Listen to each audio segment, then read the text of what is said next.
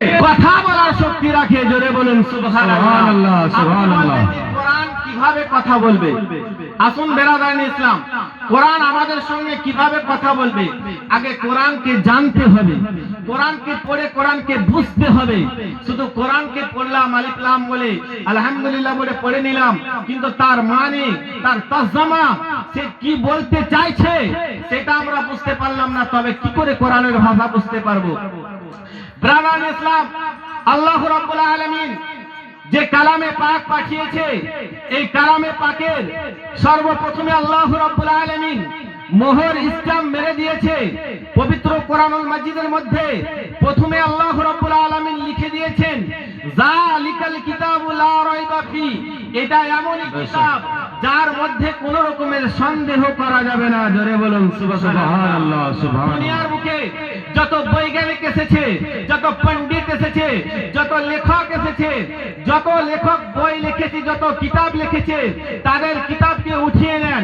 আপনি বাইবেল উঠিয়ে নেন, আপনি বাইবেলকে জিজ্ঞাসা করুন, এ বাইবেল বলো তো তোমার নাম কি? বাইবেলের ক্ষমতা হবে না আপনার সঙ্গে কথা বলার। আপনি গীতা উঠিয়ে নেন, গীতাকে জিজ্ঞাসা করুন, এ গীতা তোমার নাম কি বলো? গীতার ক্ষমতা হবে না আপনার সঙ্গে কথা বলার। পৃথিবীর বুকে যত বৈজ্ঞানিক কিতাব লিখেছে, তারা নিজের কিতাবের মধ্যে এতখানি পাওয়ারফুল বানাতে পারেনি, কিতাবকে এতটা তারা ইসলাম মেরে দুনিয়ার বুকে পাঠাতে পারেনি যে আমার কিতাবের মধ্যে কোনো ভুল নাই। এমন কোন পণ্ডিত এখন পর্যন্ত জন্ম নেয়নি, পৃথিবীর বুকে জন্মগ্রহণ করেনি, এমনকি কাল কিয়ামতের সকাল অবধি জন্মগ্রহণ করবে না। জোরে সুবহানাল্লাহ। আল্লাহ রাব্বুল আলামিন আপনার আমার হেদায়েতের জন্য যে কোরআনকে পাঠিয়েছে, যে কালাম আমার নবী মুস্তাফার উপরে নাজিল করেছে, যে কোরআনে পাক আমার নবী মুস্তাফার উপরে অবতীর্ণ করেছে, সেই কোরআনকে আপনি উঠে জিজ্ঞাসা করুন, এ কোরআন তোমার নাম কি? তো পবিত্র কোরআনুল মাজিদ বলে দেবে, বল হুয়া কোরআনুল মাজিদ, আমার নাম হলো পবিত্র কোরআনুল মাজিদ। জোরে বলুন সুবহানাল্লাহ। তাকবীর, নারে তাকবীর, নারে রিসালাত, ইয়া রাসূলুল্লাহ, নারে রিসালাত। হযরত আল্লামা মাওলানা হাফিজ ও কারি শীশ মোহাম্মদ সাহেব, নারে তাকবীর, নারে রিসালাত। বহুত ব্রাদারান ইসলাম, আপনি আবার কোরআনুল মাজিদকে উঠিয়ে জিজ্ঞাসা করুন, এ কোরআন বলো বলো তুমি দুনিয়াতে আসার আগে আল্লাহ রাব্বুল আলামিন তোমাকে কোথায় রেখেছিল? কোরআনুল মাজিদ আপনার সঙ্গে জবাব দিয়ে দিবে, ফি লাওহে মাহফুজ। আল্লাহ রাব্বুল আলামিন আমাকে জগতের বুকে পাঠানোর আগে আল্লাহ রাব্বুল আলামিন আমাকে লাওহে মাহফুজের মধ্যে রেখেছিল। আপনি আবার কোরআনকে জিজ্ঞাসা করুন, এ কোরআন বলো বলো আল্লাহ রাব্বুল আলামিন তোমাকে দিনে পাঠিয়েছে না রাত্রে পাঠিয়েছে? পবিত্র কোরআনুল মাজিদ সঙ্গে সঙ্গে উত্তর দিয়ে দেয়, ইন্না আনজালনাহু ফি লাইলাতুল কদর। জোরে বলুন সুবহানাল্লাহ। সুবহানাল্লাহ। রাব্বুল আলামিন আমাকে লাইলাতুল কদরের রাত্রিতে পাঠিয়েছে। জোরে বলুন সুবহানাল্লাহ।